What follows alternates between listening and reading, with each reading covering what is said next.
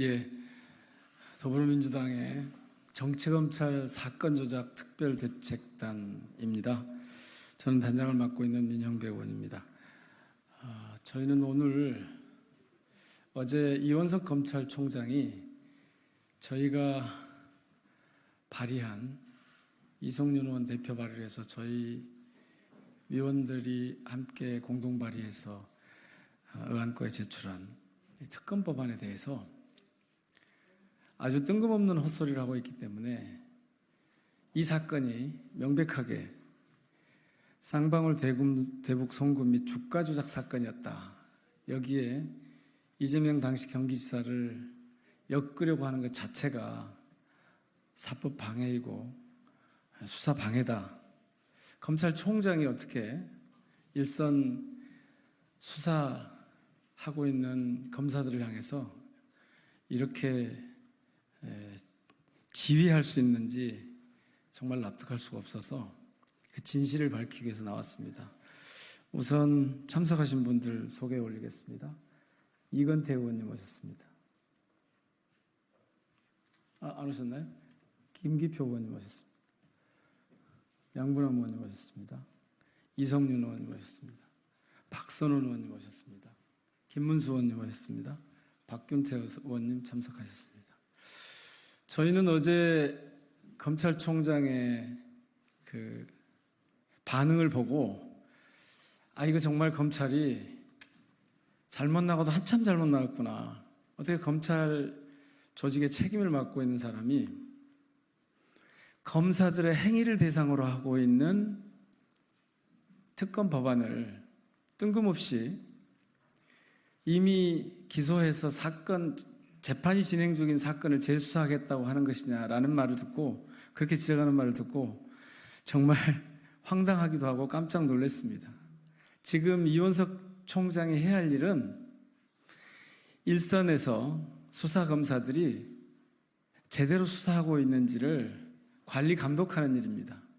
그런데 왜곡 사건을 조작하고 있는 수사 현장을 마치 정당화하는 듯한, 그래서 스스로가 무슨 짓을 하고 있는지를 검찰 조직 자체가 인지하지 못하고 있는 듯한 그런 상황이어서 부득이하게 오늘 그동안 이 쌍방울 대북 송금 및 주가 조작 사건과 관련해서 국정원이 첩보 보고해온 내용, 그리고 저희들이 그동안 확인해온 사건 조작의 실태, 이런 것들을 오늘 밝히려고 합니다. 이걸 공개함으로써 이 사건이 역사상 유례가 없는 남북 합작 주가 조작 사건이었다. 이재명 당시 경기지사와는 전혀 무관한 사건이었다라고 하는 진실을 밝히고자 합니다. 회견문을 먼저 낭독한 뒤에 밖에서 질문하시면 거기에 답변하도록 하겠습니다. 박선원 의원님 먼저.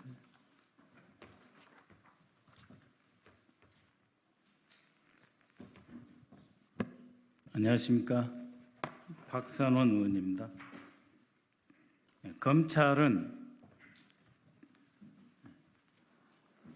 검찰은 주 쌍방울 대북 송금 사건에 대해 이화영 전 부지사의 주도로 경기도 스마트팜 사업 명목 500만 달러, 이재명 지사의 방북 대가 300만 달러를 송금했고, 이 사실을 이재명 대표 당시 경기도지사가 보고받아 인지하고 있다고 주장하고 있습니다.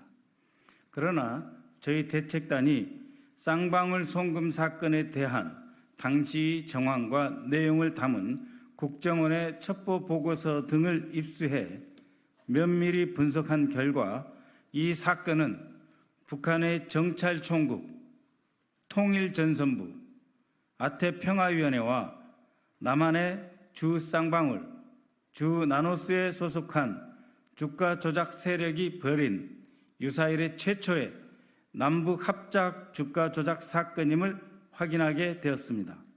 당연히 이재명 전 지사의 방북 대가와는 전혀 무관한 사건이자 검찰의 무리한 증거 및 진술 조작으로 왜곡된 사건임이 분명합니다. 다시 말씀드립니다. 이재명 당시 지사는 방북을 적극 시도한 적도 없음이 이 문건에 의하면 이재명 지사는 적극적으로 방북을 시도한 자체도 나타나지 않습니다. 국정원 자료 등에 따르면 이 사건은 크게 3단계로 구분할 수 있습니다. 2018년 9월 국정원 소속 K 요원이 당시 북한 대외 협력 업무의 실세였던 김성혜와 대미 대남 업무를 담당하고 있는 통일전선부의 움직임을 알아보기 위해 정보 취득원인 아태협의 안부수에게 접근해서 이화영 전 부지사를 소개하고 이 이화영과 안부수를 활용하여 북한에 대한 정보 활동을 전개하는 초기 단계입니다. 이 초기 단계에서는 비교적 안정되게 정보 활동이 진행되었습니다. 그러나 2018년 11월경부터 주 쌍방울의 김성태 씨가 등장하면서 공작 목표 달성에 장애가 초래되었습니다. 2018년 12월 북한의 김성애는 안부수에게 이화영과 사업이 진척되지 않음을 토로하고 김성애가 안부수에게 농장 사업을 추진하기 위해 200에서 300만 달러를 요청하였습니다. 아태협의 안부수는 이때 주 쌍방울의 실질적 사주 김성태를 끌어들였습니다. 이 흐름을 보면서 당시 국정원 지휘부는 민간 사업가 김성태와 아태협 안부수가 함께 당초의 정보 획득 목표 및 공유 원칙을 어기고 북측과 직접 접촉 및 거래하는 상황을 파악하게 되었습니다.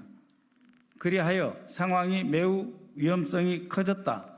또 주가 조작으로 활용될 가능성이 높다. 국가정보원이 연루된 정황이라고 보도될 수 있다라고 하는 점을 감안하여 공작을 종결하였습니다.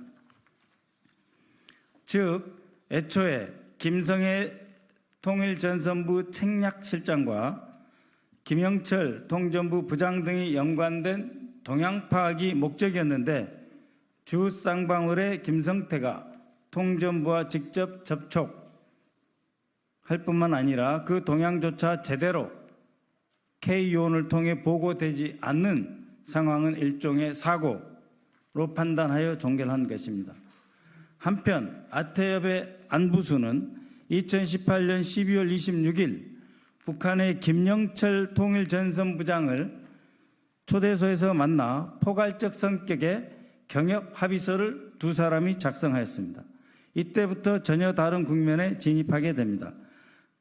또한 이 국면 진입에 관해서 당시 북한의 정찰총국 소속 리호남은 대북 사업이 한국 기업의 주가에 큰 영향을 끼치고 돈을 벌게 할 수 있다는 점을 알고 있었으며 남북 경협 사업을 내세워서 기업의 확장과 이익 추구가 가능하다는 데 차관 이호남이 안부수와 김성태 등과 논의하여 주가 조작 가능성을 제안한 것으로 파악하였습니다. 바로 그 직후인 2019년 1월 주식회사 나노스는 본격적인 대북 사업 진출을 보여주기 위해 김형기 전 통일부 차관을 고문으로 김영수 전 현대 아산상무를 사내이사로 영입하고 자원개발과 광물성 제품 개발을 신규 사업 목적으로 추가해 본격적으로 주가 부양에 나섭니다. 주가가 11일간 무려 82%나 수직 상승하였습니다. 이 모든 과정에서 이재명 당시 경기도지사와 관련된 언급, 즉 송금과 관련된 언급은 전혀 발견되지 않습니다. 더구나 2019년 9월부터 이재명 지사가 선거법 공판 2심에서 벌금 300만 원이 선고되어 더 이상 북한을 방문할 수 없게 되었다라고 하는 것은 경기도 실무자들조차도 국정원 직원과의 접촉에서 확인한 바 있습니다.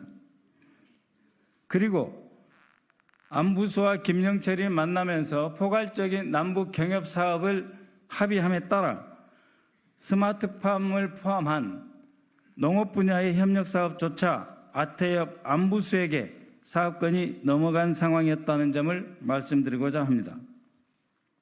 본 사건은 이재명 방북을 위한 비용을 마련하기 위한 사건이 아니고 대북 사업을 매개로 북한 당국자들이 개입한 쌍방울과 나노스, 즉 한국 기업과 결탁한 주가 조작 사건이라고 결론 짓습니다. 이에 대해 통탄할 일은 국정원 첩보 보고서 등 이미 재판부에 제출되었으며 이 전체 문건을 확인하면 이재명이 관여되지 않았다는 것이 전혀 어렵지 않게 확인됨에도 불구하고 오히려 이 자료의 일부를 활용하여 조작하려 했다 하는 의혹이 있다는 점입니다. 검찰은 조작, 허위사실 압박 등을, 진술 압박 등을 계속 강요해서 국정원 첩보 보고서 등의 자료가 확보되어서 이재명의 연관성이 사라졌음에도 불구하고 이화영을 불러내서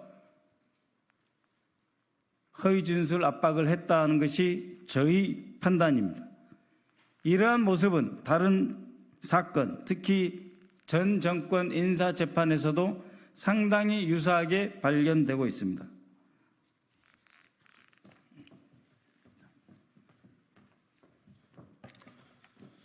어제 민주당 정치검찰 사건 조작 특별대책단이 발의한 대북송금 관련 검찰의 사건 조작 특검법을 두고 윤석열 검찰 정권의 검찰총장이 신속하게 반응했습니다.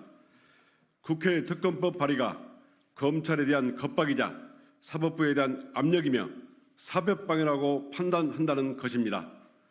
얼마 전 윤석열 대통령은 최병 특검법을 거부해 분노한 국민을 광장으로 쏟아져 나오게 했습니다. 이번엔 윤석열 검찰이 자신들의 사건 조작 의혹을 수사하라는 특검 법안을 겁박이라고 우겨댑니다. 윤석열 검찰 정권에 엄중히 경고합니다. 국민의 군림하고 무시하는 행태로 일관한다면 결국 윤석열 검찰 정권의 몰락을 자초하게 될 것입니다. 수락석출이라 했습니다. 물이 빠지면 돌이 드러나듯이 진실은 머지않아 드러납니다. 이를 향한 특검 열차도 이미 출발했습니다. 윤석열 검찰 정권의 자중을 요구합니다. 예, 밖에서 질의응답 응하겠습니다. 고맙습니다.